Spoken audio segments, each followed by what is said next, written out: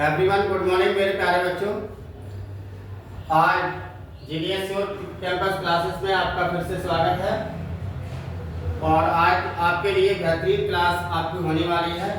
Class 10th का आपका ये सेशन है मैथमेटिक्स, जो मैं आज कराने वाला हूँ। आज पूरे मैथमेटिक्स का आपका पूरी का रिवीजन। आ जाइए सब लोग, जुड़ जाइए और वीडियो को प्रमोट कर दीजिएगा। सभी लोग जुड़ जाइए, सब लोग आकर के। क्लास 10th वाले बच्चे, आज हम पूरे गणित का एक सेट लगाने वाले हैं।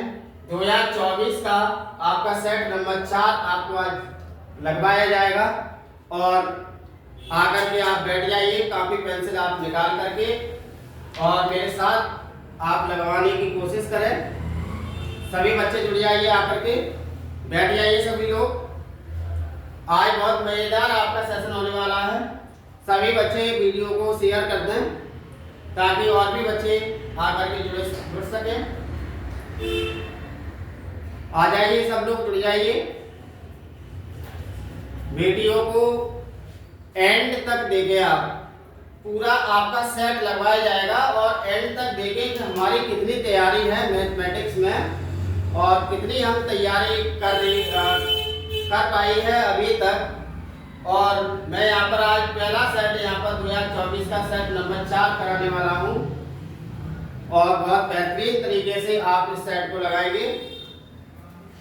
चलिए, ये आपका HM का आपका सेट है 2024 का और सेट नंबर आपका 4 2024 का हम लगाएंगे। पहला क्वेश्चन आपका क्या है? पहला क्वेश्चन है बहुपद। पहला प्रश्न यहाँ पर दे रखा है बहुपद। बहुपद 3x² + 5x + 2 के शून्यकों का योगफल बताइए। के शून्यकों का योगफल, आपको योगफल यहाँ पर बताना है। बहुपद आपको एक बहुपद दे रखा है और ये कह रहा है शून्यकों का योगफल आपको बताना है। तो देखिए, यहाँ पर हमारा एक द्विघात समीकरण होता है। यहाँ पर आपका द्विघात समीकरण होता है 3x² 5x + k2। तो ax² + bx + c से हम क्या करेंगे? तुलना करेंगे। यहाँ पर तुलना करने पर बच्चों ये आपका एक द्विघात समीकरण होता है, इससे हम क्या कराएंगे? इसकी तुलना कराएंगे। तो a और b और c के मान यहाँ से हम निकाल लेंगे। a = आपका 3, b = आपका 5, c = आपका 2। और हमें शून्यकों का योगफल पूछ रहा है। शून्यकों का योगफल, शून्यकों का योगफल,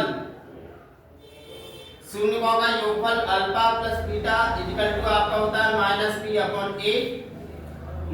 -b/a और v का मान आपका है 5 और a का मान आपका 3।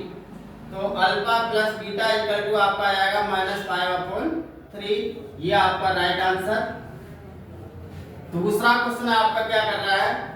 दूसरा क्वेश्चन है आपका दो समीकरण यहाँ पर दे रखे हैं। समीकरण आपको दे रखा है ax 2x + ay = 1 और एक हमें समीकरण दे रखा है 3x - 5y = 7। अब वो ये कह रहा है इसमें से a का मान बताइए। इसमें से वो कह रहा है a का मान बताइए बच्चों। तो a का मान हमें यहाँ पर कैसे निकालना है? तो हमारा एक समीकरण होता है, एक सूत्र होता है आपका a1/a2 और b1/b2 और c1/c2। ये आपका समीकरण होता है। a1 का मान आपका 2 है, ये आपका a1 है, ये आपका b1 और ये आपका c1, ये आपका a2, ये आपका b2, ये आपका c2। पहले समीकरण से आपको a1, b1 और c1 लिए जाएंगे और दूसरे वाले समीकरण से a2, b2 और c2 लिए जाएंगे बच्चों। तो अब क्या होगा? a1 का मान आपका 2, a2 का मान आपका 3 = b1 का मान a और b2 का मान आपका -5 माइनस आपका ये आ जाएगा। अब इतने से ही हमें a का मान हमें निकाल लेंगे। 5 का मल्टीप्लाई 2 में तो 2 × 5 / 3 और ये वाला माइनस आपका ये आ गया = a। तो आपका 5 का 2 में मल्टीप्लाई करेंगे माइनस के 10/3। ये आपका इसका राइट आंसर आपका आ गया। तीसरा क्वेश्चन आपका क्या है? तीसरा क्वेश्चन है यहाँ पर 2x² 5x और plus 4, 2x² 5x plus 4 equal to 0। अब के मूलों की प्रकृति होगी, के मूलों की प्रकृति, मूलों की प्रकृति आपको पूछ रहा है। प्रकृति होगी तो प्रकृति होगी तो पहले वो पूछ रहा है नंबर ए परमेय और बराबर है, ये परमेय है और बराबर है, और बराबर है। दूसरा ये पूछ रहा है बी अपरमेय है, क्या ये अपरमेय है? अपरमेय है। या तीसरा आपको ये पूछ रहा है परमेय और असमान है। तीसरा आपका पूछ रहा है डी आपका पूछ रहा है वास्तविक नहीं है, वास्तविक नहीं है, वास्तविक नहीं है। तो इनमें से आपका चारों ऑप्शन में से आपका क्या आ जाएगा? मूलों की आपकी प्रकृति पूछी है तो आपका ये परमेय है, परमेय और बराबर है, या अपरमेय है, या परमेय और असमान है, या वास्तविक नहीं है। तो देखिए परमेय हमारा क्या होता है? जो P/Q के रूप में लिखा जा सके वो हमारी परमेय संख्या है। अपरमेय हमारी क्या होती है? अपरमेय हमारी संख्या होती है जो P/Q के रूप में नहीं लिखी जा सके वो हमारी अपरमेय संख्या है। तो ये आपका पूछ रहा है परमेय और असमान। तो देखिए इसमें से आपका अगर निकाला जाए तो हमारा परमेय और असमान पर हमारा सही हो जाएगा, परमेय और असमान। ये आपका राइट आंसर आपका चला जाएगा। चौथा सवाल आपका क्या पूछ रहा है? समांतर श्रेणी आपको दे रखी है यहाँ पर, समांतर श्रेणी, समांतर श्रेणी आपको यहाँ दे रखी है 4, 9, 40 और $254। ये कह रहा है का अंत से 10वां पद होगा, का अंत से 10वां पद होगा। तो देखिए ये बच्चों कह रहा है समांतर श्रेणी है 4, 9, 14 254 का अंत से 10वां पद होगा। तो यहाँ पर हमें प्रथम पद हमें निकाल लेना है। प्रथम पद हमारा होता है बच्चों, पहला पद हम प्रथम पद बोलते हैं, प्रथम पद हमारा है a बराबर 4। सारवंतर आप निकाल लेंगे। सारवंतर हम कैसे निकालते हैं बच्चों? सारवंतर निकालते हैं सेकंड वाले में से आपको फर्स्ट वाला नंबर घटा देंगे तो हमारा d बराबर आ जाएगा 9 - 4 = 5। अब अंत से हमारा अंत से हमें 10वां पद हमारा क्या होगा?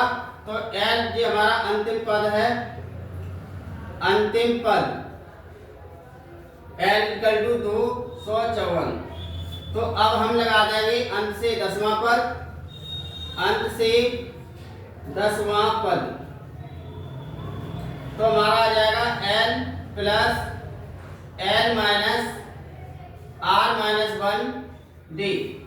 तो l का मान हमारा है 254 और r का मान हमारा 10 में से 1 जाएगा और d का मान आपका 5। तो आपका आ जाएगा 254 और यहाँ आ जाएगा 9 और × 5। अब हम क्या करें? 254 ये आपके 45, तो यहाँ पर हम घटा देंगे। तो यहाँ से क्या करेंगे? 14 में से 5 के 9, यहाँ 4 में से 4 के 0 और आपके 209 इसका आपका राइट आंसर आएगा। तो एक बार देख लीजिए सभी लोग, स्क्रीनशॉट ले लें।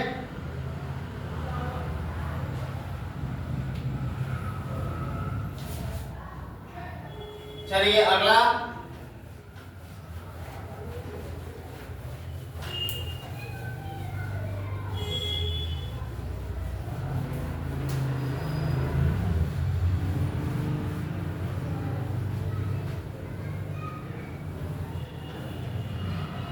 है हमारा पांचवा हमारे जो हमारे त्रिभुज दे रखे हैं, दो समरूप दे रखे हैं यहाँ पर, और वो कह रहा है इन्हें सांकेतिक रूप में व्यक्त करने का सही रूप होगा। तो चित्र हमारे दे रखे हैं, चित्र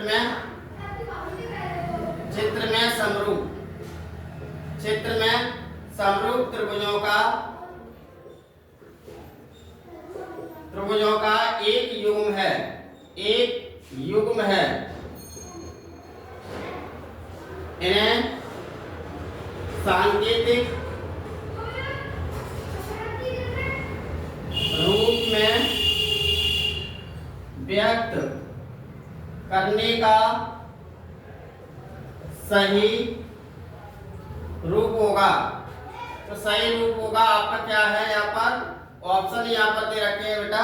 हमारा दे रखा है पहला ऑप्शन त्रिभुज ए बी सी, सर्वांगसम त्रिभुज डी ई एफ, और दूसरा ऑप्शन यहाँ पर दे रखा है त्रिभुज ए बी सी, सर्वांगसम त्रिभुज ई एफ डी, और तीसरा ऑप्शन दे रखा है यहाँ पर त्रिभुज ए बी सी और E D F, E D F.